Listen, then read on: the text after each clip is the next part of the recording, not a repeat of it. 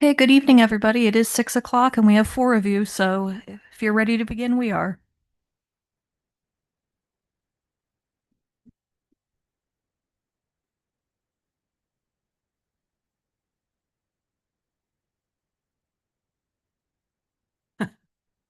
Well, our chair is absent this evening, so we have to appoint a acting chair. Correct. Who want to be it? You want? Well, I actually may leave early, obviously, if we only have a forum. But maybe if we could join somebody else share, and if we have another person, then I will probably take off around 7. I think we'll get through this meeting. Yeah. Yeah, I think we'll get through this meeting. Hang in there. All right, just in case, then let's pick someone else. I do anticipate we've heard from the other two board members, and I wouldn't be surprised if they're not just running a little late. So Is it, they're just running late? Okay. I think Yeah, so. right. Do you want to make a motion? Yeah. I make a motion that we pick you. I second that. Go for it. All those in favor? Aye. Guess I'm elected. Now, All right. Do I get to hit the gavel? That's fun. All right, good evening, everybody. Welcome to the March 11th, 2026 meeting of the Historic Preservation Board. Would you like to have the roll call, please? Laura Devlin, Present. Michelle Huffman, Ed DeVoe, Here. Ed LeBlanc, Here. Ken Gross, Elaine DeRisso, Bob Dorenzo. You have a quorum. Thank you. The Pledge of Allegiance, please. Allegiance to the flag of the United States of America and to the republic for which it stands, one nation, under God, indivisible, with liberty and justice for all. Thank you. Are there any additions, deletions, reordering of the agenda? So we do have one planning issue, if it's okay with the chair to move forward and just make a small announcement at the beginning of the meeting, if you all don't mind. Please go ahead. So, as a department update, and hopefully he'll say a few words, Yen unfortunately will be leaving us Oh, in 2 weeks. He's found another position that sounds like it's a great opportunity for him, but we're really going to miss him. sorry to hear that. Oh, good for you, though. Where are you going? Approach the bench. So it's a tech position. It's in a small tech firm. I'll be working there. Yeah. So Huh? I'm not running out. No, I'm not running out for lunch. no, I'm not running away. It was just a good opportunity. It helps me stay closer to my parents. So that was the main reason why I took it as well. Understand. Yeah. Good luck to you. Thank you. Appreciate it. Which is where? It's a remote position. My parents live half of the year in Chicago. So I plan on like staying close to my dad. He's getting older. So I want to be close to him. Chicago, yes. Anywhere they're gonna be, I'm thinking about staying close to him. Yeah, that's the plan. You the only Thank you. sibling? I'm sorry? You the only sibling? Are you the only child? No. No, I have an older brother and older sister, but I also want to be closer to them. Yeah. Good luck to you. Thank you. Appreciate it. Godspeed. Thank you. Thank you. Thank you for all the work you've done. Really been substantially helpful. I appreciate it. Thank you. Who's your replacement? They don't know yet, I'm sure. Oh, yeah. All right. So do we need approval of the agenda? And Yes, Yeah. so with that adjustment, you can approve the agenda unless you'd like to reorder it in any way. no, I'm good. I make a motion to approve it as presented. Any second? All right, thank you. All in favor? Aye. Aye.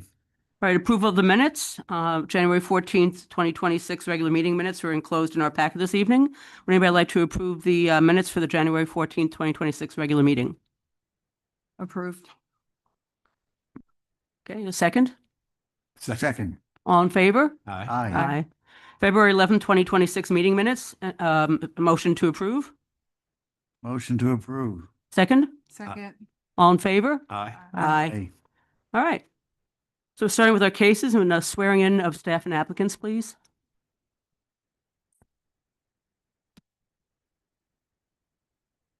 Do you plan to give testimony this evening? Please stand and raise your right hand. Do you swear and affirm the testimony you give will be the truth, the whole truth, and nothing but the truth? If so, say yes. Thank you. Thank you. We have proof of publication, please. That was, Provided in the meeting packet. Okay, thank you. Any withdrawals or postponements? Please, when you say. nope. What's consent? So that would be if we had any items that we put in your packet for review, but don't do a full presentation. I don't think we've had consent items in a very long time, so nothing to do on that one. You can just move Can skip over that. forward to new business. Okay. Any board disclosures? Oh, never mind to that. That's okay. Any board disclosures? Unfinished business. Then we're on to new business. I read it, I guess, right? HRPB project number 26-0050002, a request for conditional use permit to allow a bar with live entertainment and alcohol distance waiver to allow non-packaged sales of wine for on-site consumption at latitude 26 Art Gallery and Wine Bar at 804 Lake Avenue. Subject property is located in the downtown zoning district and has future land designation of downtown mixed use, DMU. Property is a contributing resource in the Old Town Historic District. Okay, good evening, everyone. Ann Hamilton presenting case number 26-005000002, which is a request for a conditional use permit to allow a bar with live entertainment and an alcohol distance waiver to allow non-packaged sales of wine for on-site consumption at 804 Lake Avenue. So this is located in the downtown district. It's located on the corner of Lake Avenue and North J Street. And for some of you that may have been on the board for a longer period of time than some of our new members, you may remember a request that was very similar came forward for this exact property about a year and a half ago, just for an alcohol distance waiver. So this is something you've already seen and approved for the alcohol distance waiver. However, it is operating under a different business owner, and so they need to re-request that, as well as the conditional use permit for bar with live entertainment, because they would like to have evening music performances and things like that. So here's a photo of the property at 804 Lake Avenue. It's about half of a commercial building on that block. And like I said, the request is for the conditional use approval and the alcohol distance waiver. Both of those kind of go hand in hand. And the previous approval was HRPB 24-006-00001, which again was in 2024, and that business was known as V Gallery. They've gone out of business, but the new business is very similar. So as you were provided in your packet, this does meet all of the findings for the comprehensive plan, the strategic plan, and the land development regulations for approval of the conditional use permit. And also meets all of the 4 criteria for an alcohol distance waiver. It is in the downtown zoning district. There are plenty of businesses that sell alcoholic beverages in the downtown. It is not near any protected land uses. It is not being added to a license upgrade. But like I said, you did previously and approve a very similar request at this location. It is a contributing resource, so it does have historic architectural significance, and it should not affect the health, safety, and welfare of the neighborhood, and we have added some conditions to address that. So in conclusion, we are recommending approval with conditions. Here are your potential motions, and here are the conditions of approval. The top 10 are from Planning and Zoning and Historic Preservation. The bottom are just some electric utility comments that they provided to us. A lot of them are referring to alterations to the building, so they may not apply unless the applicant does more substantial alterations than I believe they're intending to do at the moment, but for your review. And if you have any questions. It's art gallery, right? Art gallery, Art gallery and a wine bar. and I only got one question. It's really on behalf of the applicant. Mhm. If they put on art pad does have, function to raise money. Ed, could you speak up, please? Art do have function to raise money and shows and of course, Mhm. maybe even wine. Some ancillary kind of contribute wine to them. That wouldn't hamstring them from putting on such an event. No, this would allow them to put on events that where they, invite people in and offer wine for sale. And, I get that part. Of course, wine. yes, so this shouldn't prevent anything. But in the event they wanna, someone offer them, say, 500 bottles of wine, donated, of course. And they want to get rid of that, of course. That wouldn't hamstring them from putting on like an auction or making money. Well, so It is an art. so if what you're describing is selling bottles of wine not for consumption on premises, that they wouldn't be allowed to do there. They're only allowed to sell non-package alcohol sales, so for consumption on And a premise. raffle sale, or how you classify that? I'm curious as to why you bring up a hypothetical. Because I don't, I really want this thing to work for them. And I don't want them to, if, let's say for instance, someone say, well, guess what? Someone carried a bottle of wine out, but all in good sense, it was a raffle sale and they raised money for their establishment. So it's not really selling a bottle of wine like the Duke or a Big Daddy liquor store. It's an event where they had an opportunity to raise money, like in a raffle. And this is a hypothetical situation. Exactly. Hey, of course. Well, the applicant is here. I think if they'd like, they can address whether or not that's a concern for them. Yes, if we'd like to come up and speak. How you doing? I'm good. How are you? I'm doing fine. My name's Kelly Absher. My husband and I, Guillermo, are the potential owners of the business. Well, we are the owners of the business, but applying for the license. And if I'm understanding your question correctly, you're trying to just make sure that if someone were to walk out with a bottle of wine, that it wouldn't be an issue of ours because we don't do raffles. Okay. So That's is what that I'm just making sure. okay? That Yeah. you're comfortable with it. Yeah, I really appreciate that. Yeah, we don't sell bottles of wine for people to purchase there and take home. It's not something we've even considered at this point. It's just for on-site. You do you're in the business of raising money, right? You're Correct. money. Yes, And- it's not a bad idea. We just haven't even done it yet. That's what I'm saying. In the event, Yeah. it happens. Hmm. You understand? I do. I want to make sure you cover. I appreciate And I want that. to make sure you can do it. Yeah. You should be able to do it Yeah. because you didn't sell it. It was a raffle off. Right. Yes. I appreciate that. Yeah.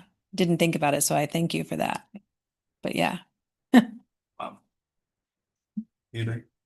How long you've been owning the business or took it over? So we took it over in July of last year, and then we didn't really start operating it ourselves until like end of August. And then there was a lot of confusion for us on licensing and whatnot, but that's when we officially started operating it and taking it over. And has there been live entertainment there up till now? Yes. Okay. And were you aware that you needed a permit for that? After Anne let me know that we needed it, but before that, no, I did not know. Mm-mm. So you thought it was part of the liquor license per se? or- Yeah. I thought it fell under what the previous owner had did. I thought they had applied for it and had it because that's what we were told when we purchased the business. So we didn't realize it until I think it was Letitia came out and was like, you can't do this. I mean, because there's been a stage there in the building for 20 plus years. And I was like, what? What do you mean? She's like, you have to remove the stage. I was like, what? What is happening right now? And then Anne helped explain everything to us. And so now hopefully with this tonight, we'll be 100% in the right for the city of Lake Worth Beach. Was the stage removed? No, That's good. no, yeah, Okay. that would require another permit because it's a historic building. Probably. So Yeah. you're aware that anything that if an owner is changed, that you need to have a new permit. Now you're aware of that. Yes, Okay. yes. And this, whatever we do tonight is only going to stay with you, does not carry forward. yes, Thank you. yes. Like to make a motion. If anybody- Please do. Like to move to approve HRB project number 26-00502, with staff recommendation and conditions for the condition of use permit to allow a bar and live entertainment, alcohol distance waiver to allow non-packaged sales of wine on site, consumption latitude 26 Art Gallery and Wine Bar at 804 Lake Avenue, based on the comprehensive substantial evidence provided by our wonderful staff, report, and testimony of public hearing. Is there a second? I was thinking. All in favor? Aye. Any opposed? Congratulations, thank you.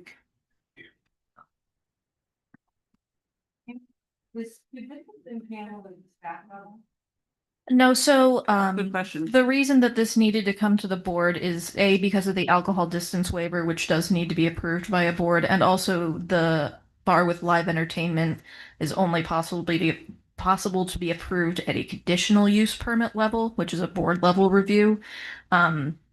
Usually anything that's a administrative use approval, we could do at a staff level, or something that's permitted by right, but because this was a conditional use, they needed to come to you. So for example, their art gallery use, permitted by right, doesn't need to go to a board, but it's because of that bar live entertainment component that it needed to come to a board. I think we're ready to move on. New business B is Hrpb project number 26-001-00034.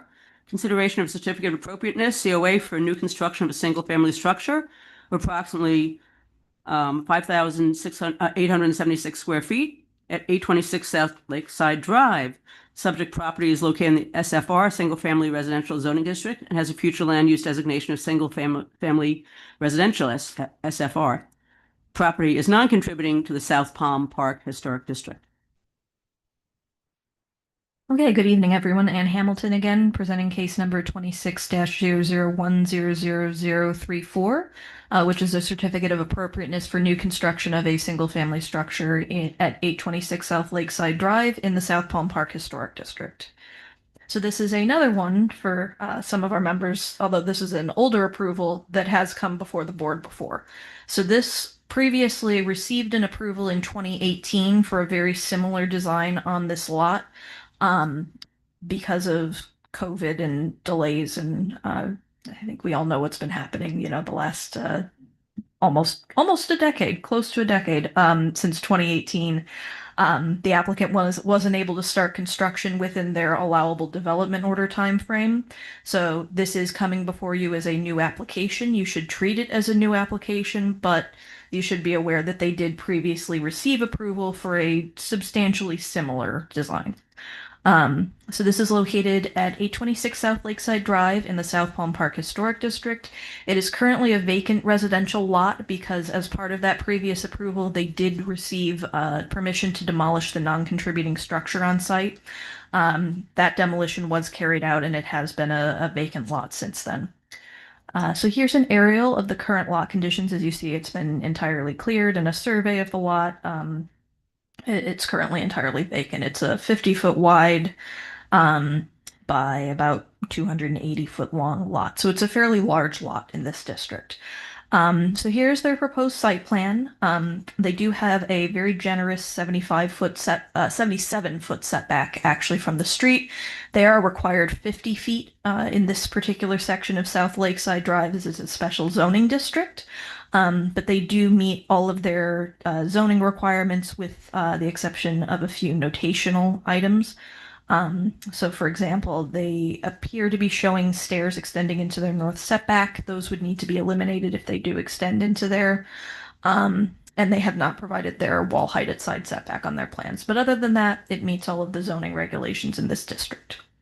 So it's in what could probably best be called a contemporary or a contemporary coastal style. That is not one of the 10 styles in the design guidelines, but it is a fairly uniform design in terms of a distinct architectural style. So it is something that, although I would usually caution applicants away from a very contemporary design, it does fit within the historic district.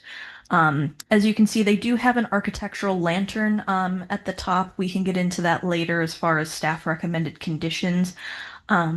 As you may know, usually structures are only allowed to be 2 stories tall in Lake Worth Beach.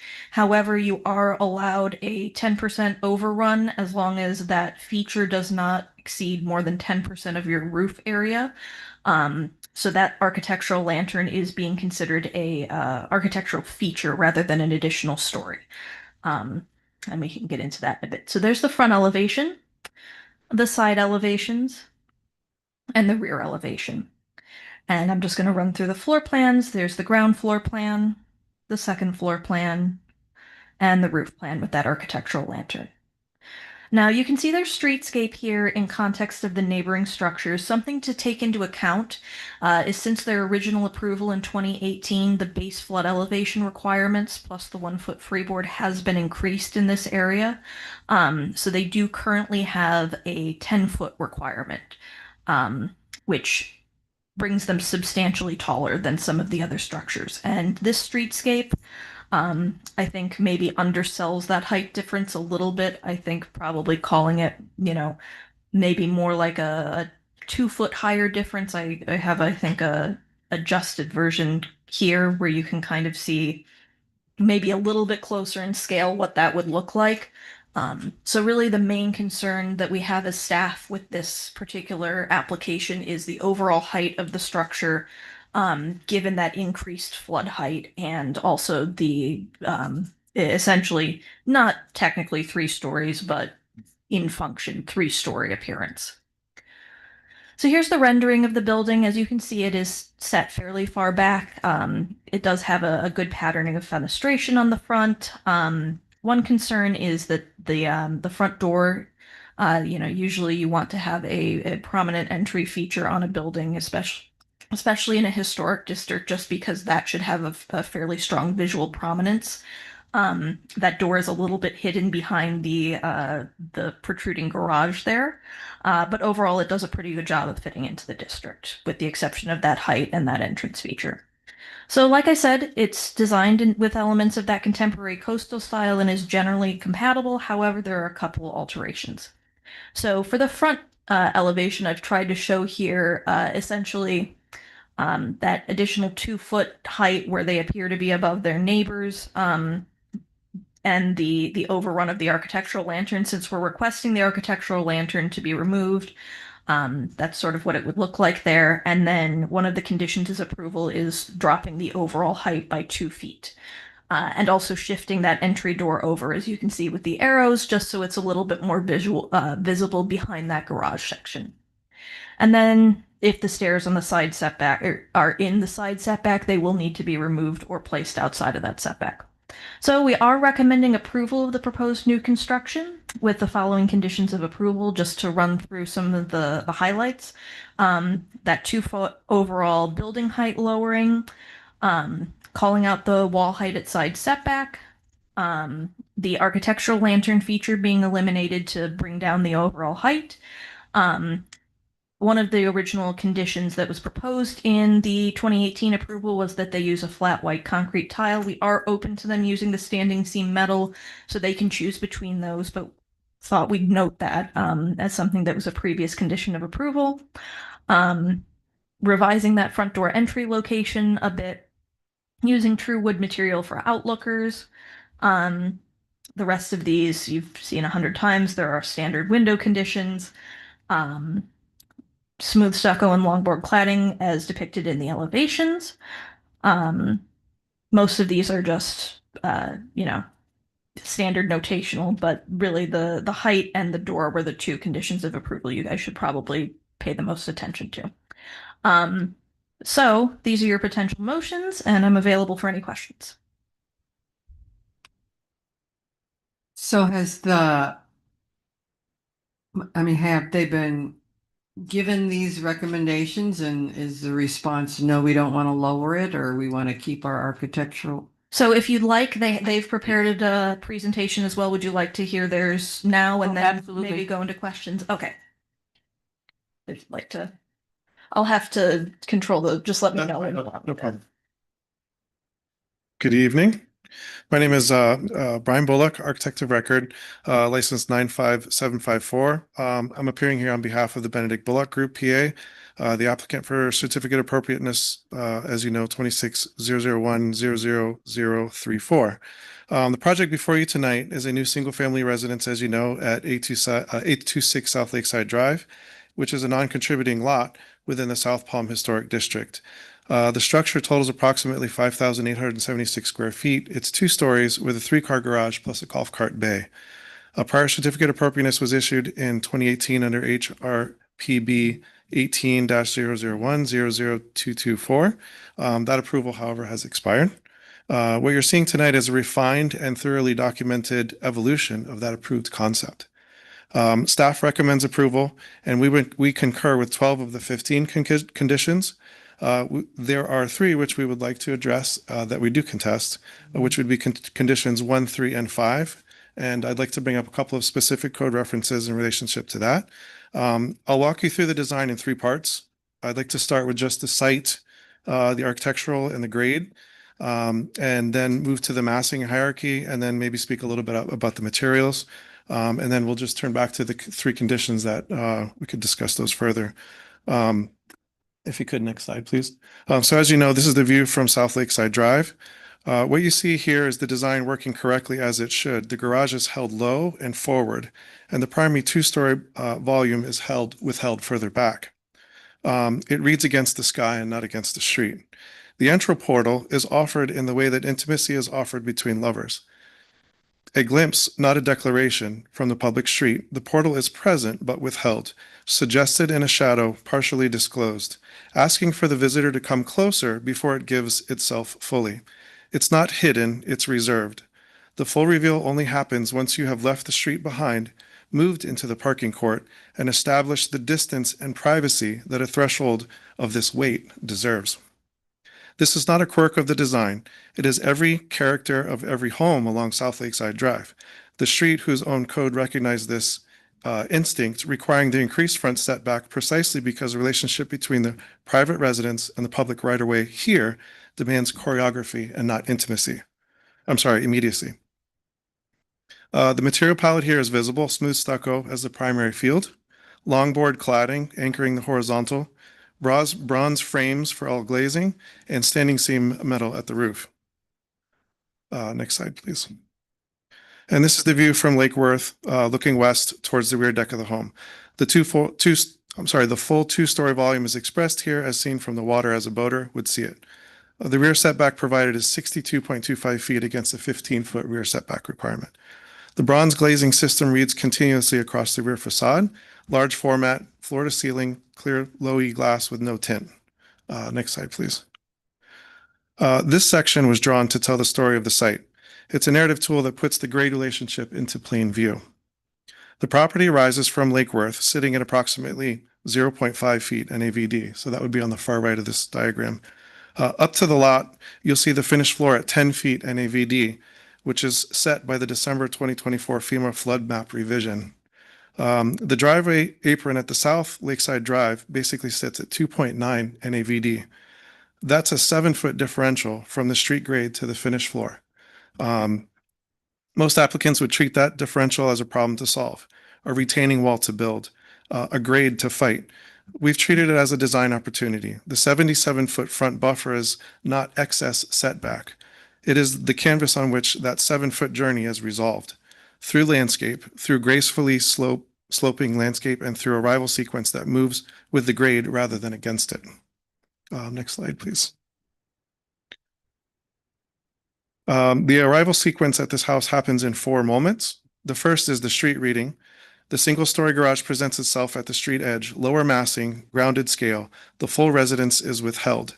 Architecture builds anticipation before it reveals. The second is the parking court. As you move off the street and into the court, the landscape is absorbing that 7-foot grade change. Staff has notably favored that. The third is the entry portal, which is covered. The portal is excuse me one second. The covered portal is sequenced. Parking court to portal is there to reveal the threshold. The portal itself is elevated several steps, intentionally so that as you ascend, the grade lifts It lifts you up to eye with the entry threshold. You arrive, not approach. And when you reach it, you are protected on three sides, roof overhead, noise and exposure from the public street left fully behind. It's contextually consistent with the South Lakeside Drive corridor. Staff has confirmed the garage arrangement is, quote, appropriate in the context for a structure of this size. And the fourth moment is the threshold. The finished floor arrives at 10 feet above sea level, culminating the grade of your journey. You've traveled 7 feet of elevation from the street to the entry. That journey is the architecture, pushing the structure 77 feet back, which is additional 27 feet beyond the required 50-foot setback, is what helps make this journey possible. Next slide, please. This diagram puts massing in question into direct context. The dashed outline on the left represents a building placed at the 50-foot minimum setback, built to the maximum allowable height and profile under the current code. Our proposed building height is on the right, set at 77.3 feet, with massing reduced at the garage area and the mean roof lowered to 25 feet. This difference is significant. We're not testing the limits of what the code permits. We're voluntarily pulling back, voluntarily stepping the massing down, and voluntarily restraining the roof line, all by meaningful margins. The context matters when evaluating condition 1. A request to reduce the mean roof height is already 5 feet below the permitted maximum. Measured from the federally mandated finished floor elevation, we feel has no grounding in the code. Next slide, please. This is more about that. I think we can probably skip that slide. I'll talk a moment about the material. The longboard cladding achieves something no other contemporary material can: the deep, warm, horizontal grain of finished Dade County pine without having to harvest an illegally protected species. Dade County pine is a legendary South Florida hardwood. It's resinous, reddish brown, and extraordinarily dense and hurricane-resistant material. It built the original structures of many of the homes in this district. It also is now fully protected. You cannot harvest it. You cannot replicate it with wood. Longboard is a recyclable aluminum profiled and finished to read as oiled hardwood. Its horizontal coursing introduces scale and texture to the facade. Where the stucco reads planar, longboard reads layer. Where the stucco reflects evenly, the longboard modulates, catching light at the ridges, deepening in the shadows as it reveals. Staff said it well. Criteria 7, the longboard cladding provides a horizontal line that counters the vertical lines of the windows, bringing in an element of scale and proportion. That's not marginal observation. That's the staff confirming that this material is doing its compositional work. Next slide, please.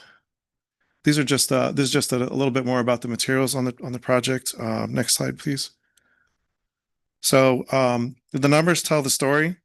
The code maximum under LDR 23.1-12 is 30 feet to the mean roof height measured from base flood elevation or finished floor. The proposed mean roof height is set right now at 25 feet, which is 5 feet below the permitted maximum, which is confirmed on our drawing sheet A3. The reason the finished floor is at 10 feet, and therefore the reason the apparent height of the structure increased from our original 2018 approval, is that in December in 2024, the flood map was revised. The base flood elevation for this property was raised from 8 to 10. That's a non-discretionary federal mandate. We did not elect to raise the building. FEMA raised the ground.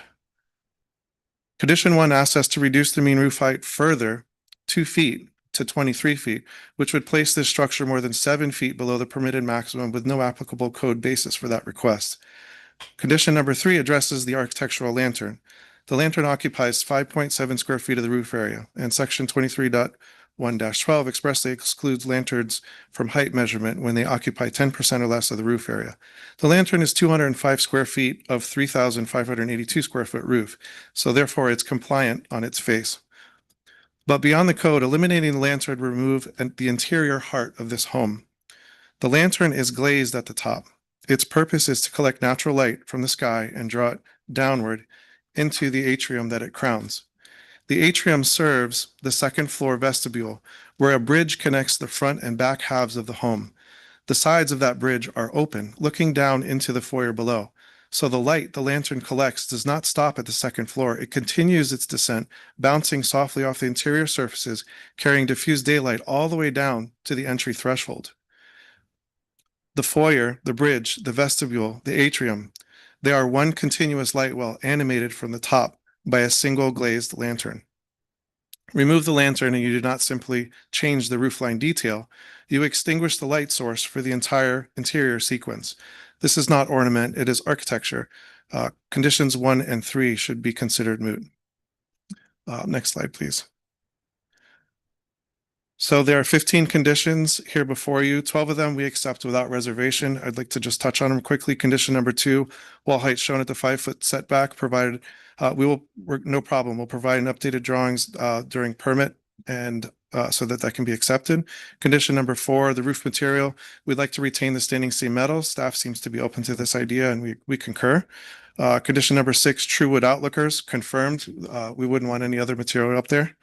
Condition 7, 8, and 9, glazing is clear low E glass, 60% VLT minimum, no gray or mirrored tint, 4-inch minimum recess, all confirmed on sheet A1. We are actually exceeding the 2-inch requirement. We accept that.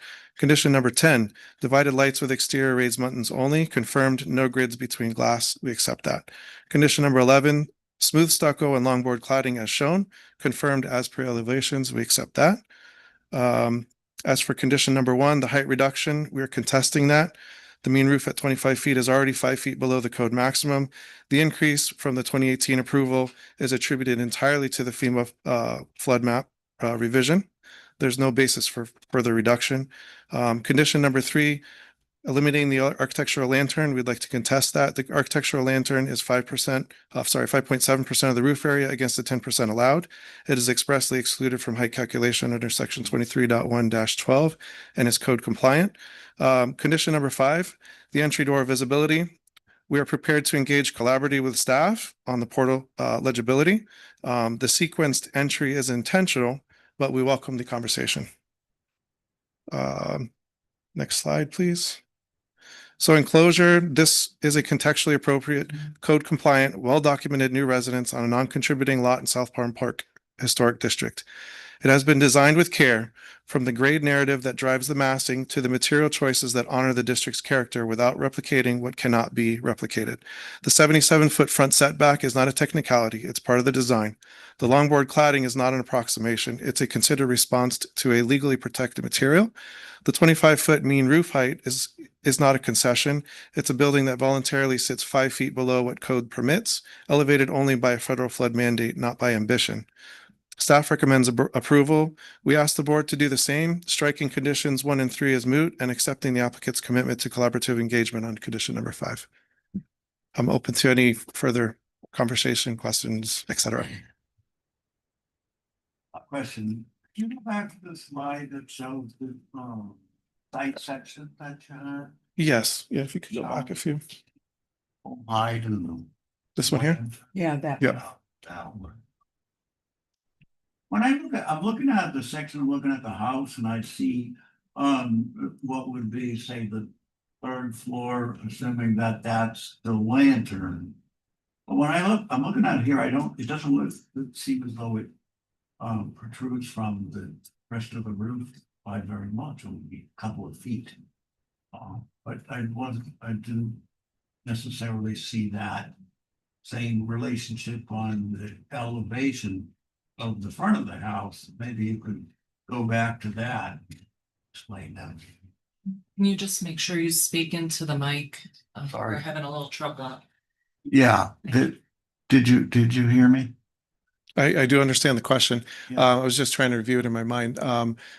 I think the front and side elevations are accurate. Our intention is to keep it as tight as we can. We only need about 2 feet to get the light that we want in there. And so if it means that during permitting, we need to pull it down another 6 inches or 8 inches, that we will do that. But I don't see a window on the lantern, but that was in partly because the roof line it extends up there, right? So it would start to clip the windows that we would have lined up there. And also because I think during the previous approval process, we were asked to remove the windows that were on the front. And so we took them off and we left them off. So at least we're getting the northern and southern light that we like. Okay. And so the windows are on the north and the Yeah. south of the lantern. There's none on the east and west. Yeah. Okay. I see. yeah, ideally, I mean, our original design was not really a lighthouse, but inspired by, right? So you get the light coming in from all directions. I mean, But- I'm just personally, I feel that the lantern adds something to the design. I think it helps to keeps the design more interesting and, I think it's a kind of, it is an integral part of the design. I appreciate your explanation about the fact that it lets light into the core of the house. Mhm. I Yeah, think really. Your design is superb. I appreciate that. Can, Outstanding. Oh, sorry. we still have questions, yes? Huh? We still have questions, He yes? said Yeah. superb. Yep. Oh, okay. Superb. Superb. Oh, superb. Oh, I misunderstood what you said. It was a comment. I thought he said approved. Thank you. I'm not that I lucky. think what you did with the grade is just outstanding. And I think that's a lesson for us to follow. Anything comes after you, what to do.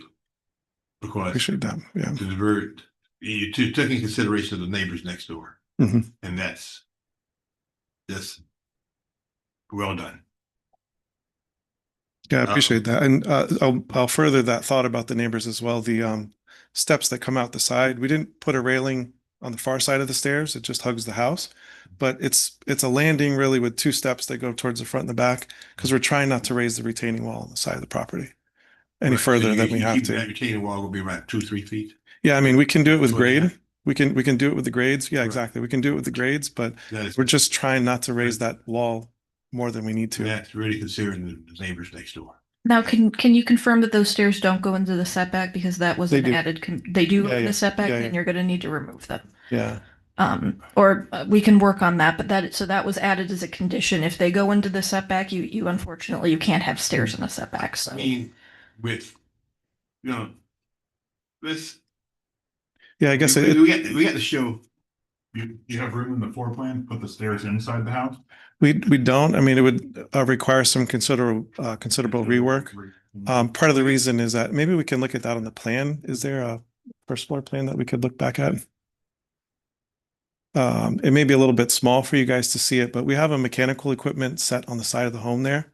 And unfortunately, this FEMA code, this is the battle we're all up against. It all has to be raised up. I mean, I get. Where are the stairs in question? So you see the main staircase there, that's in the center of the drawings. There's an elevator that's wrapped by stairs. So what we've done is we've created a secondary exit out the side of the building there. You'll see the two mechanical pieces of equipment there. Yes. Yeah, so just to the left of that, there's a few steps down, and then as you hit a landing, which is, Okay, I see. it flanks towards the front and Goes rear in- there. It That's correct. it Yeah, goes in both directions. It goes yep. west and east. Is that right? The mechanical room opens to the outside. Yeah, so the mechanical room is actually, it's elevated up to, the finished floor height. So what we have are basically a screening gate that opens so that they can maintain the equipment. And we've done this on many homes where we have the same challenge. I mean, some of the roads down here in Florida are at like 3 feet, 4 feet above sea level, and we're being asked in some neighborhoods to go as high as 12 feet. So how do you mitigate this problem? It's a huge deal. Like you walk in your garage, and especially for someone aging in place, how do you solve that problem? Like you have a whole flight of stairs in your garage now. And so just so you can actually get the car into the garage, it becomes very challenging. So one of the secrets that we've learned is, so what we have placed in the side setback, if we can call it a landing and a couple of steps, maybe non-structural, that might qualify as being okay in the side setback. I didn't see anything in the code specifically preventing that. What can we do? As long as the stairs are above 3 feet in height, they're going to count as part of the structure, so you're gonna need to And remove how them. tall? I think the landing that we're talking about has 3 steps, so it's 18 inches of rise basically. So either way, we can solve it with grade. I'm happy to work with you guys and figure it out. If it needs to come off, we'll just bring the grades up a little bit and Maybe and make it work. Landing? Yeah, if we can probably maybe it's a ramp. yeah, I mean we can You use a landing there, and then you get.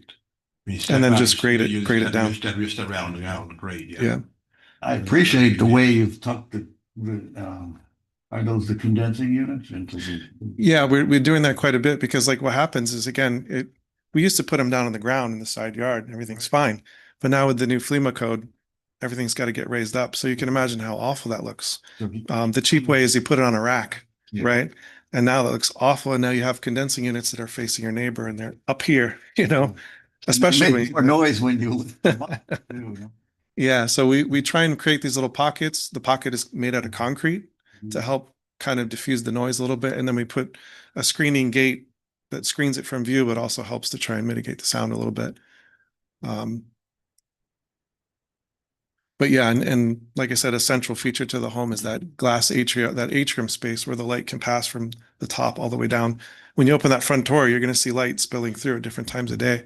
It's an important component. So we just felt like we couldn't give that up. And there's an open space on the second floor that Correct. Yeah. that is open to below, so that light goes all the way down. Exactly. Yeah. Yeah. If you look at Can you explain a little more how the lantern works? I'm not an architect. Sure. Oh yeah. It's similar to a lighthouse in reverse. So instead of sending the light out, you're bringing it in through this little glass piece. Does it diffuse down to the house? Exactly. Is there's glass on the top, or how does it? So diffuse down? it's just a regular roof, like a cupola. Okay. If you've seen cupolas, like it's just, there's a roof and then maybe a cupola or a chimney that pops up above. Mhm. And then on the sides of that, we put the glass. And so the idea is that the light will bounce and reflect through that little tower area and come down into the space. It really looks pretty when it comes in, but Do you have other examples of that you've done in other houses? I don't have anything with me particularly, but But I'd you've be done it. happy to send you some pictures of what it, yeah. You've done it. I haven't actually created a lantern like this before. This is a first. Okay. I'm very excited about it. Yeah. Mm. But we've done other tricks where, oftentimes you see like a clear story window, which is where the roof line, instead of going like this, all of a sudden they break it and now they put that northern glass there or something like that. So Sorry. The other. recall the specifics of that. That was back in 2018. I don't recall why. I mean, I do know that the roof line comes up a little bit there, so the window would have the sill would have to step up a little bit or slope a little bit. But I mean, we can work that out. If you think it's smart for us to bring that back in, we'd love to have that window facing the front. So we take care of 1, 3, and 5. You're gonna work with staff. I'm happy to work With with 1, you're gonna use a landing. And with- If I can ask a couple questions, Ed, too. I think it's an elegant design. I really appreciate the way you mitigated climbing up that height. You have a real advantage of a long depth to be able to do that. So I think you've done a good job at it. But how high it's sort of like, I'm sure it will look lovely, but if the rule is how many feet up can he be? So like you said, this isn't a code requirement. This is a historic preservation and massing. So when you read through the essentially guidelines for new construction and the standards that we include in your staff report, one of them is that essentially the overall massing and height of the structure is in keeping with the neighborhood. Now, obviously, we know to a certain extent with the FEMA flood elevation, we're never going to get something exactly in scale with the neighborhood. Mhm. But I think the goal when reviewing a new construction project like this is then to say, okay, what can we do to mitigate that? And I think the easiest and probably most appropriate way to do that is exploring options where, yes, you are allowed a certain amount of height under the zoning code, but you aren't always, when you're in a historic district, because of design constraints, always going to be able to achieve that maximum height. What's the height of your floors? So Ceilings? if we can go to the A3 sheet, the tie beam on the side first floor there is set at 11. So we would have basically 11-foot ceilings on the first floor. And then on the second floor, we're going up, I believe, to 23. So 11 minus 23 minus 2. So I think we have 9-foot ceilings on the second floor, which is pretty modest for a home that's trying to demand this dollar value when it goes to sale, or when it's someone, if you just think of a homeowner that lives this lifestyle, that whole row on South Lakeside Drive is very similar product, where they're desiring a little bit higher ceilings, a little bit more panache, if you will, but the homes are set further back to kind of respect that. So that was our concession, is that in order to try and get this building to give them the ceiling heights that they desire, we've pushed it back so far away from the street so that it doesn't really feel like you're really being towered over. So, And unfortunately, this 2 foot grade thing is, I mean, two additional feet that we have to go up. It just makes it even worse. We did hold the garage down low as we could. So there's stairs from the garage up, and that's why that graphic may have seemed a little bit off. But the garage is set at 6, so you're coming up 3 feet from the road, and then the rest of it is inside the I building. mean, I would like you not to take off the lantern because as you described it very poetically, and artistically, that totally is the design of the house. But I am a little bit concerned about the height. Do you really need 11-foot ceilings? I mean, could you take some of this height by even going down 10 feet there and maybe 8.5 feet? Yeah, not to, 9-foot ceiling. 11 foot of construction height, but 9 foot ceiling. 9-foot ceiling, yeah. Oh, I thought it was 11-foot No. ceilings. 11 foot of construction height. Yeah. no, he said he'd have 11-foot Yeah, ceilings on the 11 ground. Yeah. ceilings. We're gonna try and get 11-foot ceilings on the first. So with that, Yeah, Yeah. and then the second floor, So if that's they're be lower. even 10 feet and then 8.5 and took 6 more inches off the cupola or whatever the lantern is, you'd be there. Lantern's a 14 foot ceiling in that area. Mhm. Yeah, but in all fairness, he's not gonna be the first, he's not gonna be the last. And I'm gonna tell you this right now. FEMA could change their elevation tomorrow, another 2 feet. Well, how did But you? no, pick let me 2 feet? finish. I mean, I just want to see why we're aiming at 2 feet. The trouble, because honestly, I'd like more, but I think 2 feet is what's realistic and reasonable for them to still achieve their design and still give us a little bit of relief from the overall height and massing. So like you were saying, that's kind of exactly what I was envisioning. You lose 1 foot of ceiling height on the ground floor, you're still getting fairly generous 10-foot ceilings. If there's either space, in the interstitial space between the 2 stories, or in the overall, in the second story, drop that down a foot, tray the ceiling, something along those lines. There are, opportunities where you can essentially get the same program and overall interior look with a small reduction, and at the same time we get from a visual perspective and from a historic preservation perspective, which is the criteria that we're applying here, a slightly lowered product that then looks a little bit more in context with the surrounding environment and the scale and the other houses within the streetscape. but it shouldn't be. Maybe we could go back to the slide that shows the house in context with the neighbors and. If I may also, I don't know Discussion. if we have access to the internet here, but or access to those drawings, but we have an approved building going under construction at 1120 South Lakeside, which has the same ceiling heights. It's just a little bit different styling. It's a kind of a more mid-century modern styling. So You should not have brought that up. That Yeah. does not seem. Well, need on your side. oh yeah. And it was really helpful that you adjusted that drawing because we've had that complaint before. Is it, oh, it looks like it's all flat. Well, no, it isn't. So it was helpful that you adjusted the height of the drawing with the code. What if we compromise and ask for 1 foot less on the 11-foot ceiling and look, and then leave, and then So- leave the other one alone? Yeah, if So you you could would take it down a like, foot.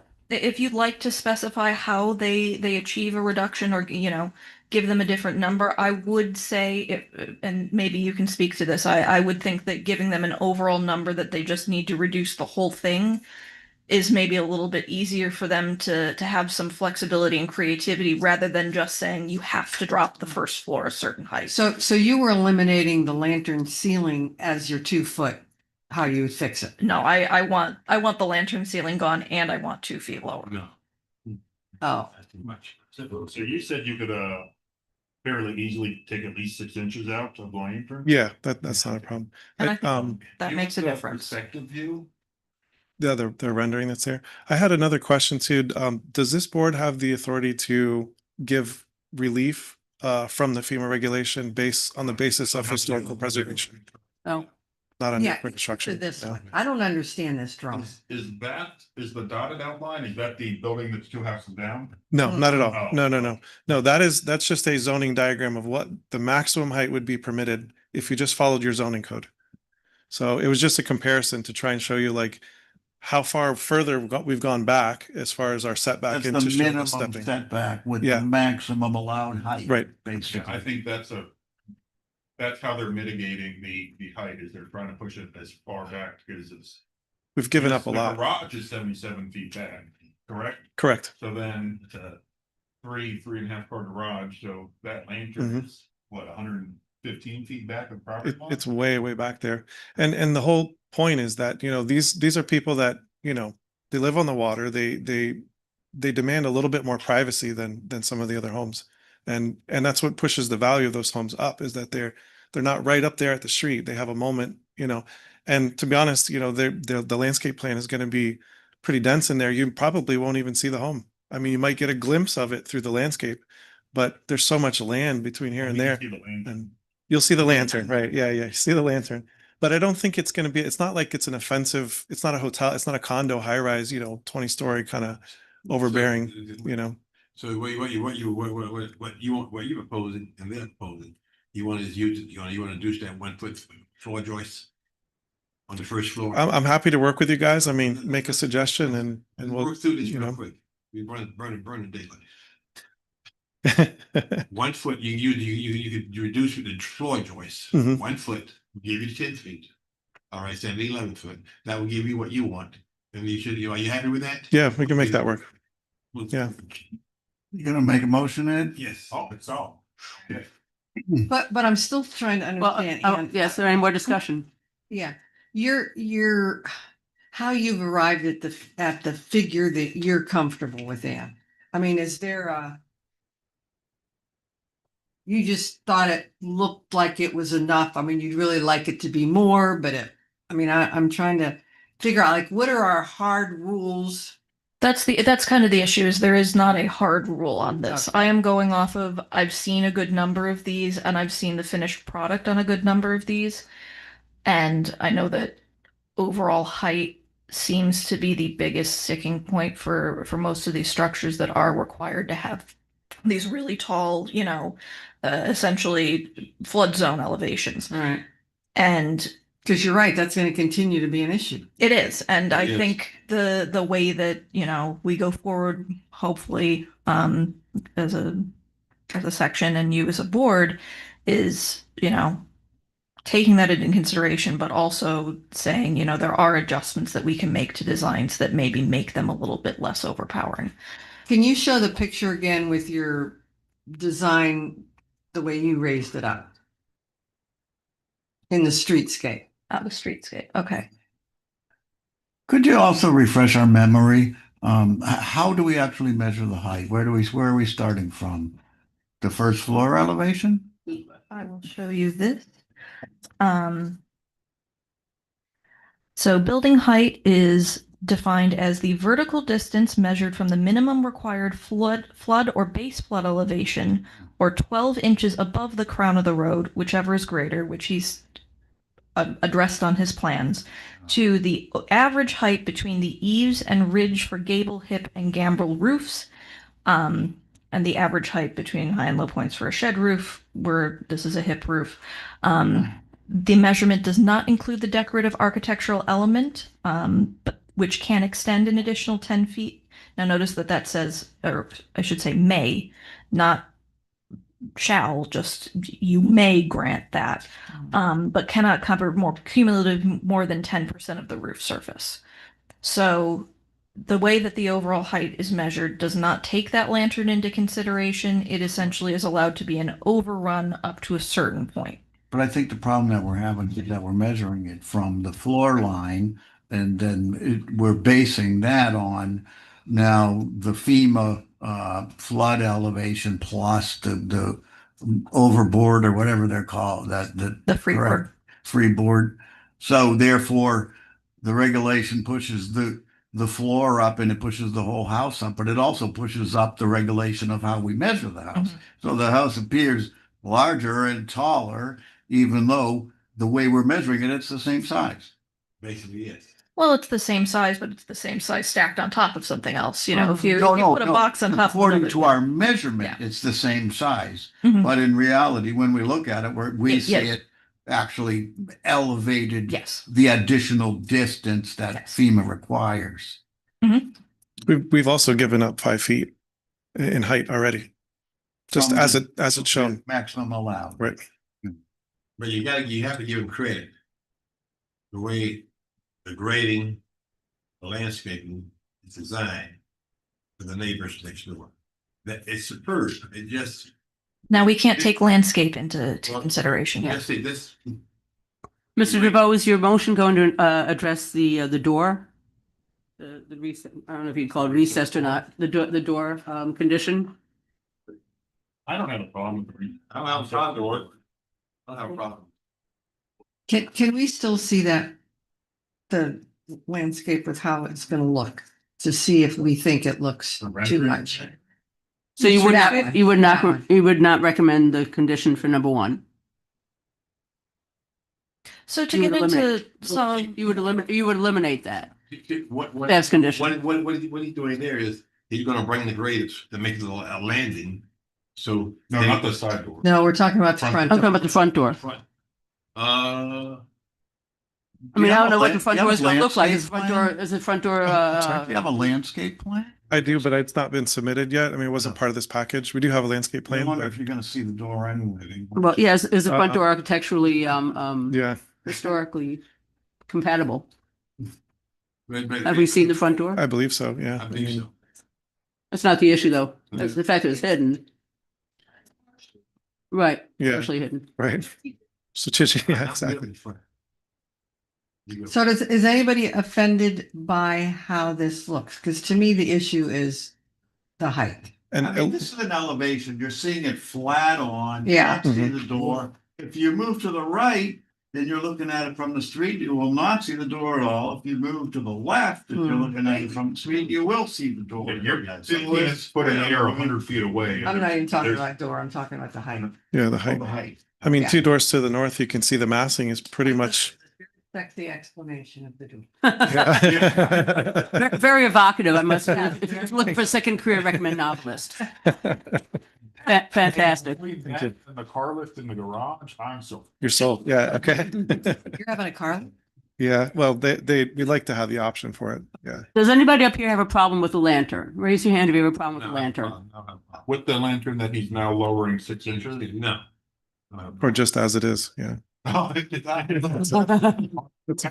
offered 6 inches. We'll take it. I mean, if that's what we got to do. So 6 inches dropping the lantern and then the 11 feet goes to 10 feet. Yeah. If we need to squeeze another foot out of the building, I don't know that a foot is going to make a tick of a difference I don't for what we're trying to achieve. Really, what I need is to drop 2 feet out of the bottom. Because that first floor roof line, even if I drop it a foot, it's still going to be where it You is. cannot You drop. know, and I can't go. You gotta Yeah, maintain FEMA standard. We have to, Roof, yeah. right? 312. we put it pretty low. I think it's 4 and 12. I was thinking, All right, are we ready for a motion? yes, we are. Ed, go ahead, please. You got the Band-Aids on you, man? You know. and then just make sure that condition 16 is added because that's actually a zoning code requirement. Okay. And now that he has confirmed that they do extend into the setback. What is 16? Oh, the side stair? Yes, the side stair. Okay. And he's gonna address that with grade. Yeah, we'll just leave the landing and have Number the grades come up. Can just if you can in your motion and say I with staff recommend condition 16. Voting to approve. HBRP project number 26-001-0034 with condition 16. And we got with conditions.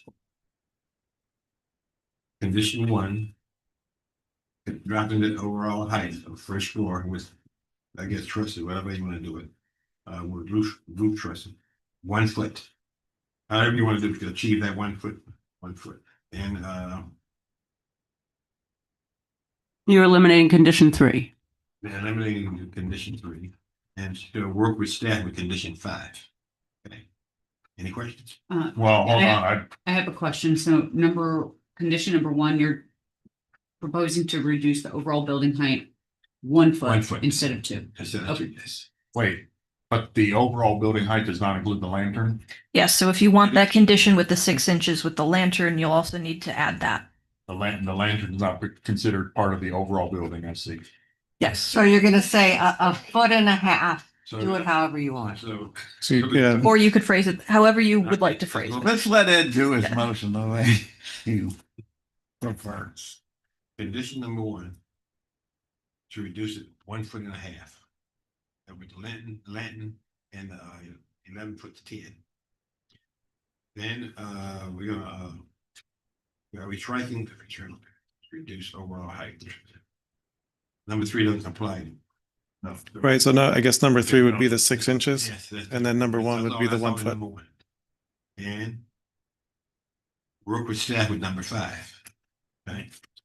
Of course, number 16 is included. Are you happy with that? That'll work. Okay. Just to be clear, 1.5 feet, including the lantern. Yes, that's what the land. Okay, you strike Thank you. condition 3 and all the other conditions apply. So you're gonna allow number 5 that he's gotta do something with the front door to make it more prominent. No, we're not doing that. Actually, that is the condition on 5. It says the applicant shall, that is the. That's a the applicant condition. Shall work with staff. So it's 5 is still in effect. Are we good? Yeah, could I just confirm on number 1? We're bringing the roof down 1 foot and we're bringing the lantern down 6 inches. Yes. Okay, just want to make sure. Okay. But are we saying he has to move the front door? No, he has to work with staff. Still working with the staff. It's the condition. Work with staff. You okay with that? Maybe a slight. Yeah, that's the condition I wrote. so Yeah, but Yeah, it's our condition. You're okay with that. that's possible. Well, I just mean, I think it's fine by me if it's slightly hidden. So I don't know if that's gonna be an issue. Work with I would staff like on to, number 5, please. Will do. I mean, I'd be fine with eliminating 5. Are you acceptable to working with staff? I'll work either way. I mean, I'd love to eliminate number 5 is one less thing to deal with, but if I can work out with staff, Please. that's fine with me too. All right, we have a motion. Do we have a second? No, Are we done? staff recommendation and condition. Oh. You got this here. E26 South Lakeside Drive, based upon comprehensive substantial evidence and staff report pursuant to the City of Lake Worth Beach land development regulations and historic preservation requirements. Get a second. Thank you. Is there a second? Second. All in favor? Aye. Aye. Any opposed? Motion passes. Thank you very much, everybody. Appreciate your time. Have a good one. It'll be a very nice job. You did a great job. Gorgeous. At this point, I'm gonna have to run. Thank you all. Good night. Thank you. No run. And what if the front door is covered with vegetation anyway, and you can't see it from the street? Hold on, what if they put a mural on the front door? You missed that meeting. Don't do that. You So missed that meeting. Thank you. landscape is not directly under the requirements of the historic preservation code. It's something that's ultimately removable, you know. Yeah. Someone could take all of the lands, well, no, we wouldn't let them do this under the landscape code, but you know, you can change the view of a house over time. You can have a giant hedge in front of it, and you don't see it now, and then in 5 years someone takes down the hedge and suddenly your whole front facade is visible. So you, whenever you're reviewing something, it should really be treating it as if there is no landscape involved. But I want to say something because I want to be basic. We're going to have to figure out more flexibility when it comes to that finger, 10 feet regulations. It's not the applicant that moved the goalposts, it's the federal government that moved the goalposts. So therefore, they should be penalized. Of course, we're going higher and higher because, we have flooding issues. I mean, there are people in Highland Beach in dry, they stressed November, October, November, December. Their homes are physical. I mean, Lake Worth, we see on Lakeside coming. I wish staff would implement that type of grading, of course. At least they're considering people next door and not, you know, impeding on their property. That I can't see the fact that was an excellent design. I agree. I think it's a good use of that site, and I think it is an example that once it's built, maybe let's not, say that we're going to use it as an example until we see how it turns out. You're right. But once it is built, I hope that it Based on- can be an based on the example. grade, based on the grade they showed tonight, Mhm. it's gonna be great. I didn't think. I wish they would use that. That's what I didn't say people. I think They are the same. the people, yeah. lantern being a Yeah. 100 and some odd feet back from the property line did a lot to mitigate its height. Yeah, yeah. What is this contemporary coastal? Is that in the It is not. That two is, hundred and 56 pages that I read when I got started? it is not. That is what it was called in the original staff report. So I'm going to be honest. I just went with the term that they were using. The 2018. They're 2018. It gets a little bit hard when you're doing modern architecture to start. We don't have strongly defined categories at this point, kind of like we do for what you're usually seeing, the mission, the minimal traditional, those kind of things. Everything after a certain point is just kind of modern architecture. But if we can at least try and box it in a little bit more, I think it's beneficial. That's great. Thank you. Thanks to the work you did on this. This is a lot of work. So, all right, we are on to, last but not least, Hrpb project number 26-001-00035. Consideration of certificate of appropriateness request for one historic waiver for a swimming pool in the front yard of the property located at 109 South L Street. Subject property is located within the medium density multifamily residential MF 30 zoning district and has a future land designation of high density residential HDR. Property is a contributing resource in the Southeast Lucerne Historic District. Good evening, board members. My name is Lauren Pross. I'll be presenting this item to you this evening. The property is located at 109 South L Street. The owner of the property, Mr. Peter Sowistral, is here this evening and will be available to answer any questions that you may have. The current lot conditions for this property, it is a non-conforming property with respect to the overall square footage. The existing square footage of the site as originally platted is only 3,375 square feet, where a minimum of 5,000 square feet is required. When this area was platted, the trend for property configurations was much smaller at that time. Over time, platting trends have evolved, and so these homes were platted on very small lots for the convenience of the property owners at the time with very small homes. And so this is a historic condition, but it does create some constraints with respect to modern living expectations in South Florida. The lot width is only 25 feet wide, whereas a minimum of 50 feet was required later on in development trends. So again, the ability to expand the house on the existing site is constrained by that condition, as well as the size of the home is only existing at 640 square feet, where our zoning ordinance requires a minimum of 800 square feet. The property is conforming in other ways with regard to the front setback. The house is set back quite far. The minimum required setback is 20 feet, and this particular house is set back 52 feet. I should note that in my staff report, we didn't have a dimension site plan at the time that was finalized, so there's going to be some discrepancies in my presentation from the staff report. I will do my best to point that out. I didn't have my reading glasses the day I wrote this report, and I put the setback at 58 feet. It is actually 52 feet. I should have put that in red up there for your benefit. And the existing side building setback is 2.5 feet for the existing structure.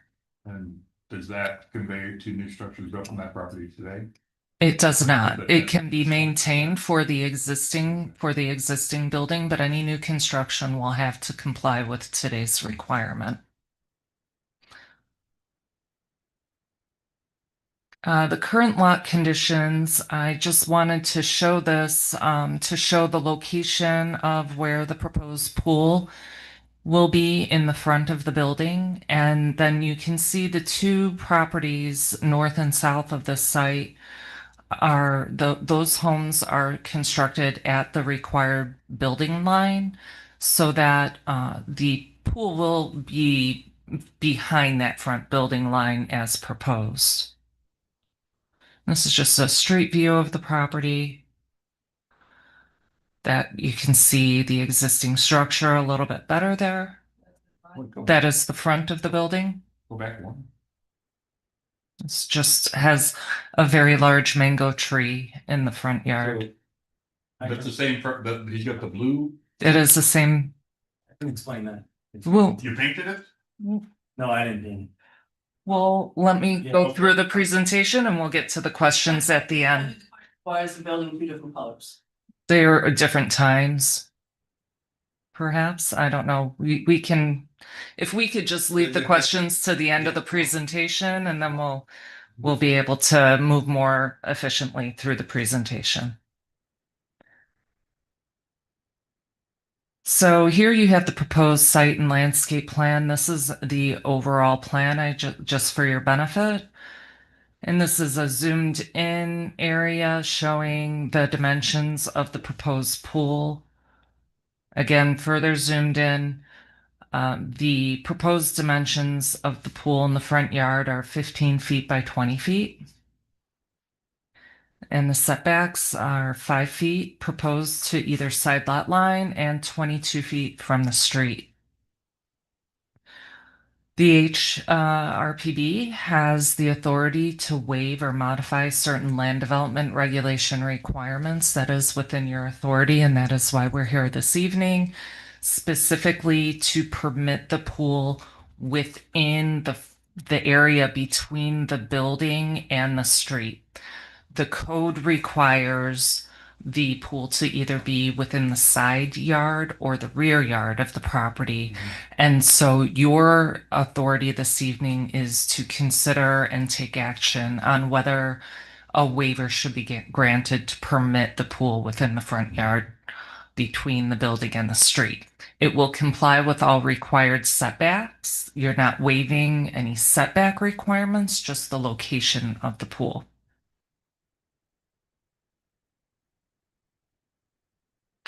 So there are historic waiver criteria in the code.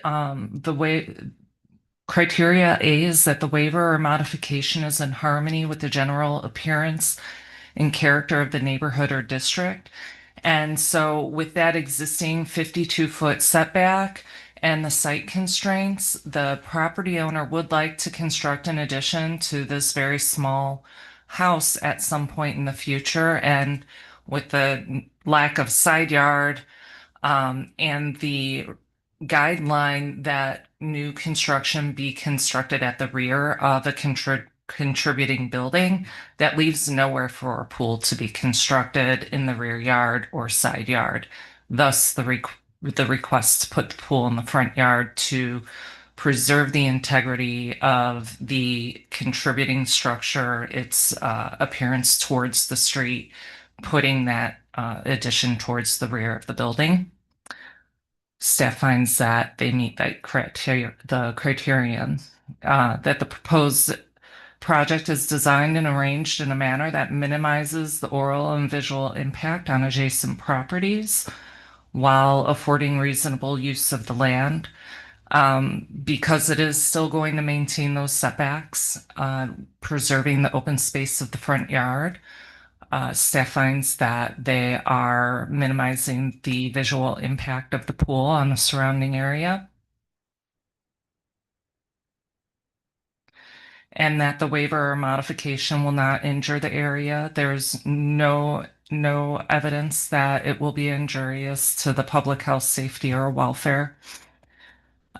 Criterion D is that The waiver is the minimum necessary to allow reasonable use of the property while preserving its historical attributes. And while a swimming pool is not a requirement of reasonable use of land in South Florida, it is a significant expectation due to the climate and the context of our culture here that a property have a swimming pool.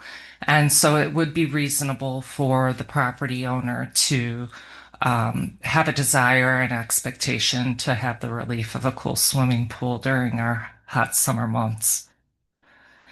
And again, the proposed swimming pool will conform to all required setbacks. So staff does recommend approval of the requested historic waiver. It will permit the expansion of the existing small 640 square foot dwelling and allow the site to be improved in a manner consistent with the expectations for property within this context of South Florida climate. Staff recommends approval of the historic waivers as the contributing structure meets the eligibility requirements for these requests, and the proposed swimming pool would not preclude the continuation of the structure's contributing designation. And if the board moves to approve the applicant's request, staff has proposed 4 conditions for approval. And that the historic waiver to allow the proposed swimming pool with a front setback of 22 feet and a side setback of 5 feet shall only apply to the scope of work approved under this application. Should any structures on the parcel be moved, destroyed, or demolished, any future development of the parcel shall adhere to the current City of Lake Worth Beach land development regulations. The waivers are only granted for the construction of the proposed swimming pool in the front yard, and any approval granted does not imply approval for other portions of a future building addition. To be approved after full review as staff as an administrative certificate of appropriateness. And the pool equipment shall not exceed 65 decibels as measured from the property line and shall be adequately screened from view. And the pool equipment shall be located behind the front building line and shall be reviewed for compliance with section 23.4 at -16 at time of building permitting.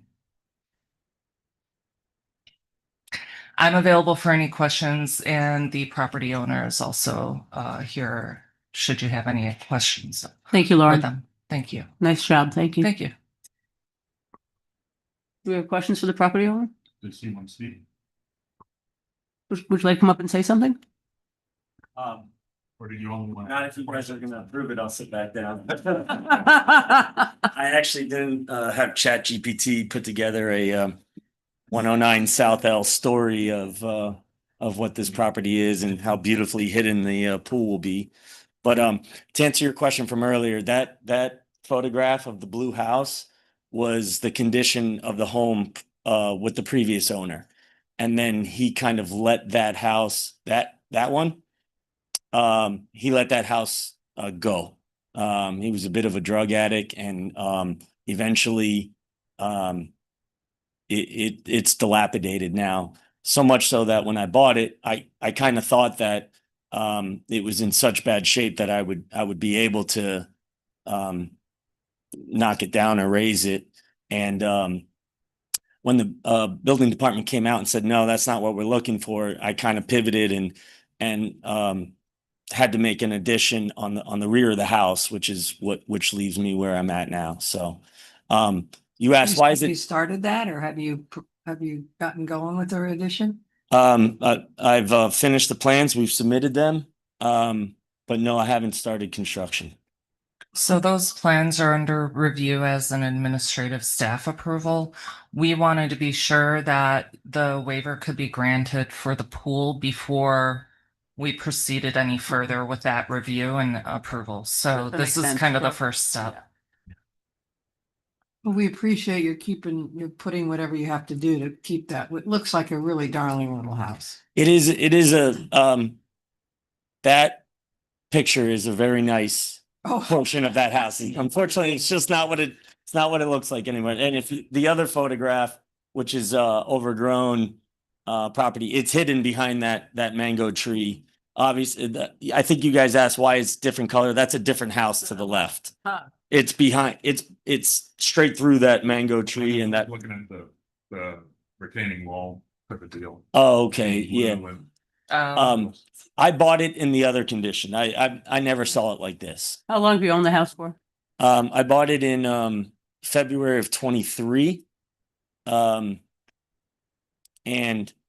it's been a long process to hire an architect and work my way through this, but different. How you're doing it. Do you want the Thank you. pool in the front, or is that the only way you can do it?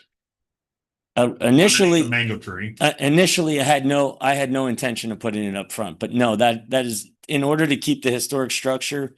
The new addition has to be behind it, right? So, Can you go to the site plan?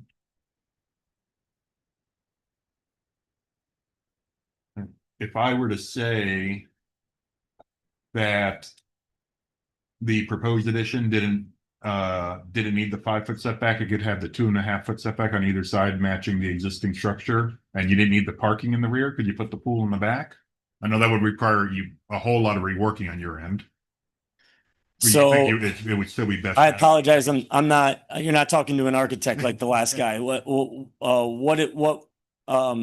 are you saying? I'm sorry. I don't know. I don't know what any of that means. Addition doesn't have to be As skinny. 5 foot. It could be wider, Gotcha. like 2.5 foot on either side, and you didn't need the parking. so, the setback from the north, or the top of the plan, I think that's north. I don't have a north arrow on there. I apologize for that. They need space to put their mechanical equipment for both the pool and their HVAC. And that there is a required setback for that. And the existing house is only 2.5 feet from that property line.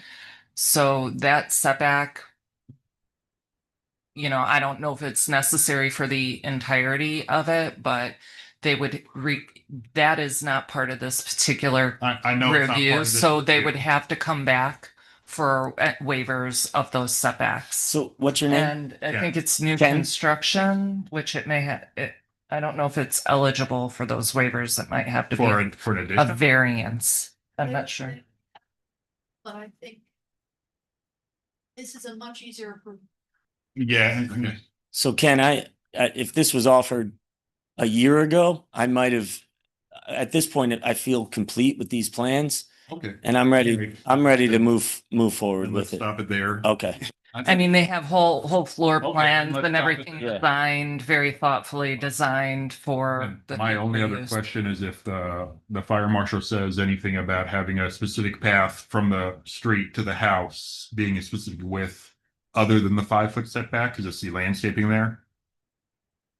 I mean, that's an existing condition. they'll have to figure it out. They have to meet all required building codes. An architect has designed this. Okay. So, I would believe that they have taken that into consideration with their design of the addition. I think this is a lovely design. Thank you very much. I think it's something that you see down the keys. Thank And you. we need more of it. Yeah, I appreciate that. I I'm agree. I'm just being flat out honest with you. When I go down to the keys and I look around, I see, there's something Lake Worth could have. And I see a lot of pools in the front yard with Yeah. little bungalows like that house right there. Yeah. You did a great job. Thank you. And I'd like to make a motion. Well, do you mind if I ask a question? Ed, do you mind if I ask a question? Oh, you're the sheriff, right? I'm trying to slow your roll. Yeah. Tough job, somebody's gotta do it. Is there any consideration for, is the pool gonna be seen from the street? I'm thinking like, I don't know if it's saying to consider, if it's anything within our purview even to bring up, but you know, children walking down the street and seeing, oh, there's a pool, as opposed to in the back of a house where children wouldn't walk down the street, and you know, concerns about safety. But again, that's probably outside our purview, but that's what I thought about when I saw this. Sure, and as I understand it, I have to have landscaping, so as you can tell, we've put some landscaping over what, how tall is the fence in the 6 front? feet. 4 feet in the front, and so I think the landscaping there, and then, you guys saw the retaining wall was probably up another 2 feet from there, so. So you want to have about 80% of it blocked off in the front. Yeah, I'm just saying if we're talking about a child walking by, I mean, there's 2 feet plus another 4 feet there. So, Self-locking gate. yeah, and a self-locking gate, obviously, yes. They're going to have to comply with all safety requirements for pools. That's reviewed, and that's a condition for approval, that they comply with all the safety requirements, the building code requirements and zoning code requirements for pools. And There's my no work is waiver being granted for any of that. my work is insurance, so that's always on the forefront of my head, so. I'd like to make a motion to move. Oh, wait, I gotta read it. Well, that's perfectly fine. I'm happy to have you do that. But I just wanted to clarify one thing. Lauren, when you mentioned the conditions of approval, I believe you said front setback of 22 feet, and it says 20 feet in our packet, and then 5 feet versus 3 feet in our packet. Correct. That's because I received a dimensioned floor plan or a site plan on Monday, and the site plan does show 5 feet and 22 feet. And you didn't have your glasses on. For the existing lot depth or front setback, yeah. I'll say forgive. Okay, one last question. Sure. As someone who has a pool, are you sure you really want to have a pool? And do you really want to put it underneath a mango tree? The mango tree's going. Oh, the mango tree's going? Yeah, it's going. Yeah. Oh, okay. Oh, the mango- Yeah, the mango tree's The going. mango tree going. Oh, it would have to. It's No good. problem planting mangoes and like. But my neighbor's got one if you need extra mangoes. Don't put bamboo up on top of your pool. Whatever you're doing with the tree, you have to make sure that you follow the tree and landscape regulations, Okay, please. sure. Great comment. Yes. Don't Okay. remove any trees without a permit first. Understood. Oh. Understood. Mandate. Make a little. All right. Right. Michelle, making a motion? Thank you. I move to approve Hrpb project 26-001-00035 with staff recommended conditions for one historic waiver to allow the proposed swimming pool to be located in the front yard for property located 109 South L Street based on the competent substantial evidence in the staff report and pursuant to the City of Lake Worth Beach land development regulations and historic preservation requirements. Excellent. Is there a second? Second. All those in favor? Aye. Any opposed? Good luck with your Thank you very much. with your Appreciate property. everyone. Good luck. Take care. Jerry, Hold on, I got this. have some- When are we gonna have our special meeting? Now that 2 people are gone. But not for me. Jerry does have something that needs to be brought to your Good luck, Peter. attention about this particular item. So a little bit after the fact, but also Oh, it was a public comment that we received. Oh. Oh. It's a, okay. It said the notice was received around 5 PM on March 3rd and did not denying ADA accommodation to individuals like the person because it does not give adequate time to reply. However, we did receive a reply. The preservation board is going to consider the project and a waiver to request a pool in the front of the primary structure associated with the construction of a new rear addition. The subject property is contributing resource, Southeast Lucerne. Staff highlighted the pool but did not show the rear addition. The project should be denied because properties in the alley flood. The addition exacerbates the flooding directly injuring the neighbors.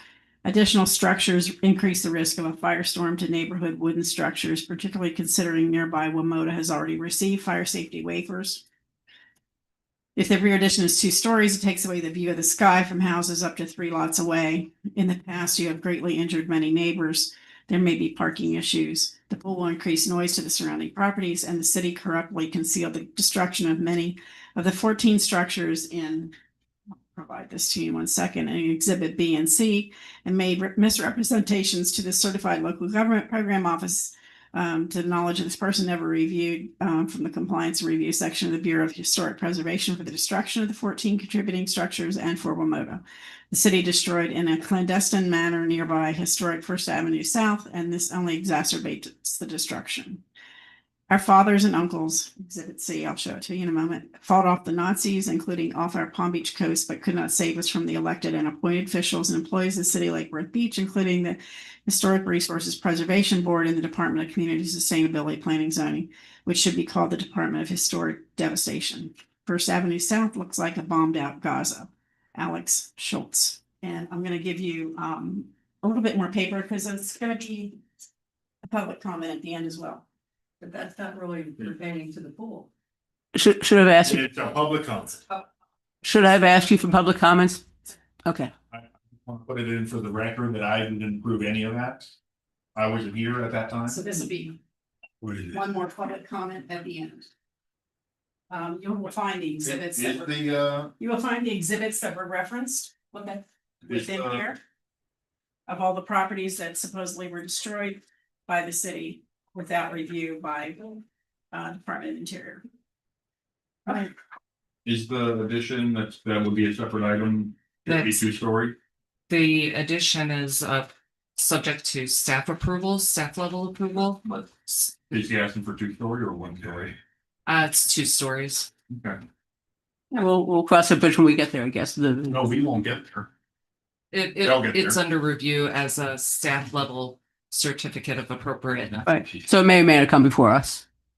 It's It not. won't. Okay. Unless for some reason we can't come to an agreement with the applicant, that's the only time you would see something like that. Continue. All right. All right, Julie, received. Any planning issues? Sorry, any planning issues? Nothing here. Thank you. The meeting is 7/25. We should have that meeting. We are not having it March 25th. Right now, we will probably be having meetings April 8th and April 15th. So TBD on which is our regular April Historic Board meeting and which is our special Garage Historic Board meeting, but please keep both of those dates on your calendar. 8th and the 15th. You should already have the 8th on your calendar, but the 15th will also be added. Okay, thank you. But we are still awaiting. We still have to have a neighborhood meeting, so it is a little bit in flux, but I think we're essentially circling around those 2 dates. Okay, thank you. You're saying this is not going to circle around. This is not going Public comment will be very long. Oh, for the special meeting, yes. Please. to plan for- circle away. Wait. So No, that one moment. Oh, there's more exhibits than this. Yeah, so we're coming to the other portion. In the public comment, there was a number of items that were pertaining to the pool, and then I believe some public comment that was more generally focused on historic applications that have come forward and may be coming forward. So we'll be including that portion of the public comment under the public comment section. So there are no planning issues. We can move forward to public comment if you're okay with that. Apparently, we're on to public comments. Okay, so you all have the balance of the You gotta public turn your mic comment. It is. Oh, the green. You had the balance of the comments there with you. And I think I am. And these are provided by the same person who provided the comment. They were kind of mingled a little bit together, but we've tried to separate them out into things that pertain to what maybe have been perceived as the pool and versus what is just general public comment.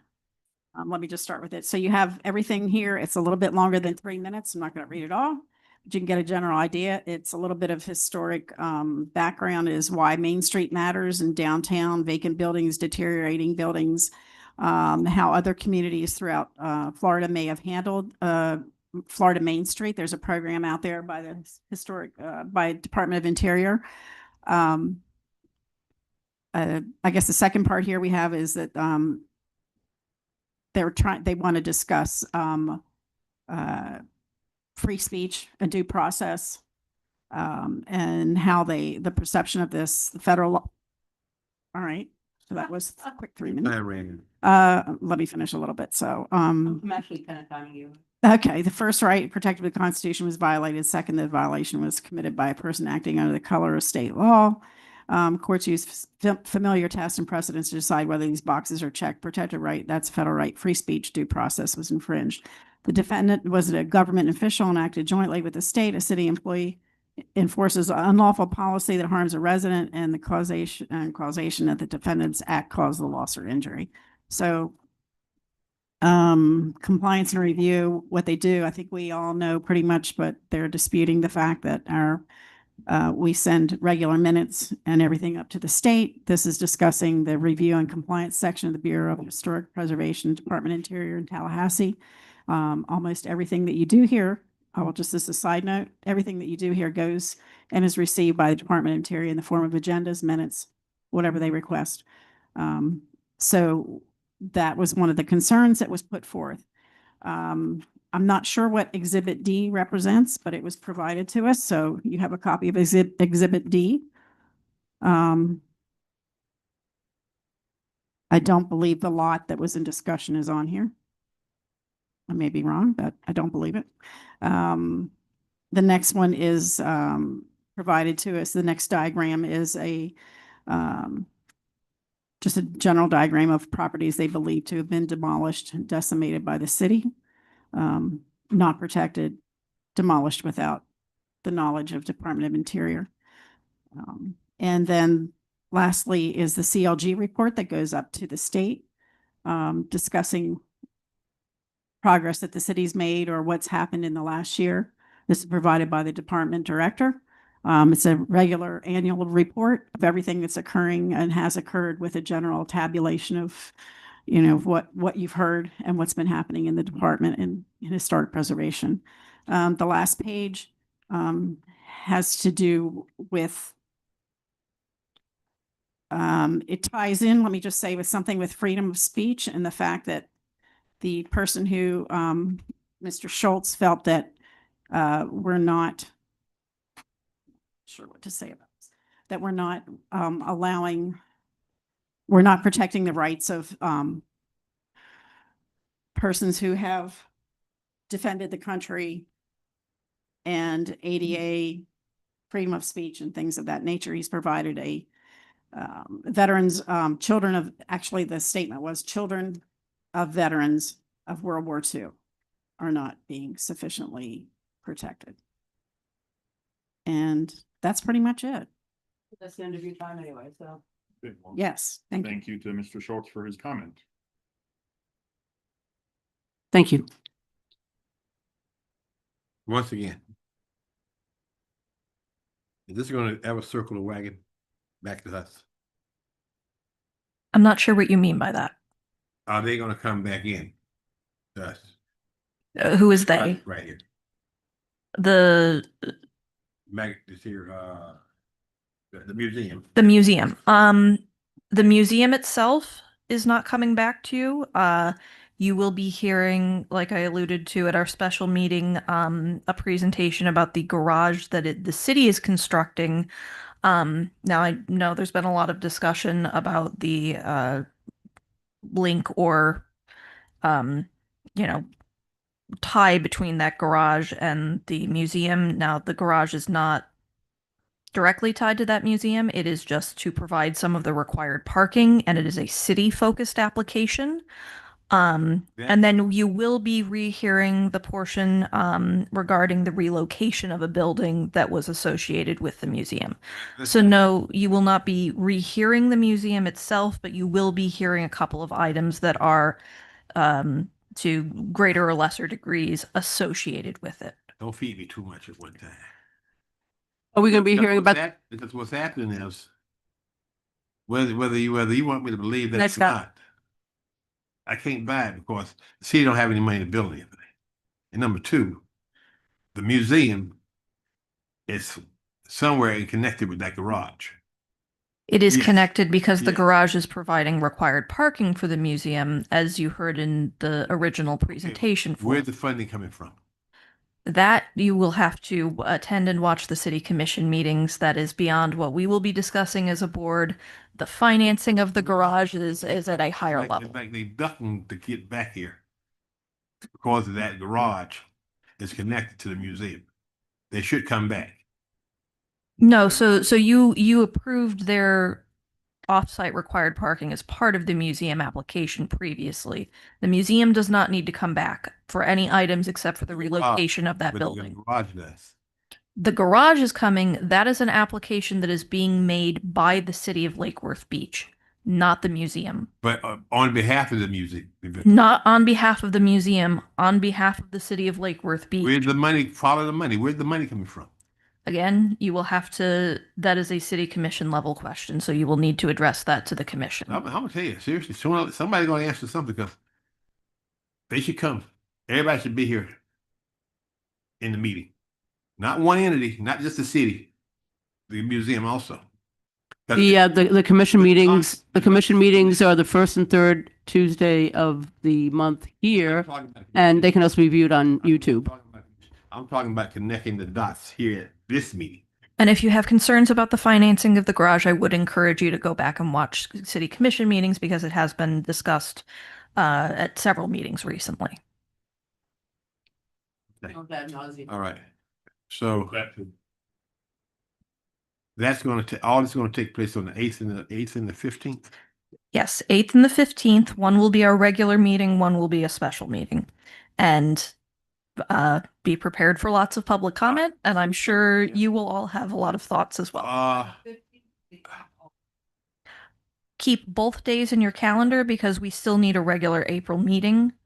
So as long as the application proceeds as we're expecting to, we will have meetings on both of those dates. So are those home? I am not sure which one will be the long one. The long one's coming. The long one may actually be the 8th if we can schedule it then. Either one of those is going to be the joint P and Z and Hrpb meeting that we've been talking about training. The workshop, no, Workshop. we have not scheduled that yet. I Okay. think we're looking That's not a even- little that's bit not even the further. workshop. Invite P&Z to that meeting just because I know they like long meetings. And they're welcome to attend as members of the public, but you are the deciding board for this item, so they do not have any ruling capacity over it. It is all on you guys. The last question. Let me get out of here. Garage. The demolition of those homes. I mean, I'm not the removal of those homes, the relocation of those homes. Are they being relocated? So that is the portion that is tied to the museum that you will be hearing. One of them is being relocated. We will have a full package for you to review at that time. Other one?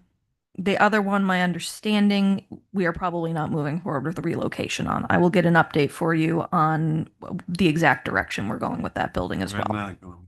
We're gonna. So the 17 South M building you will be hearing at the meeting next month. Okay. An update on that. Parking department. The parking department. Yes. I know you're gonna be ready. Oh, man.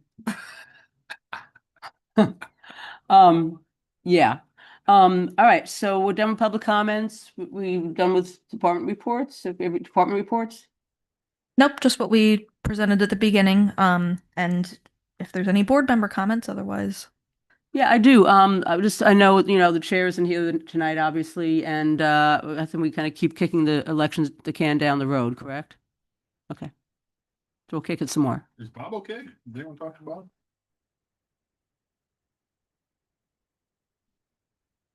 He is a little bit under the weather. I don't feel it's my place to say what the circumstance is, but if you all just keep him in your thoughts and he'll be back before you know it. Okay. Appreciate that. Tell him we miss him. Any other? And you did a wonderful job. Thank you. Very good. I have experience in other venues. I see. Any other board comments? Any other board comments? Motion to adjourn? Please, by all means. Second. We don't need a motion. All right, thank you, everybody. Thank you, staff. Thank you very much. Thanks, staff.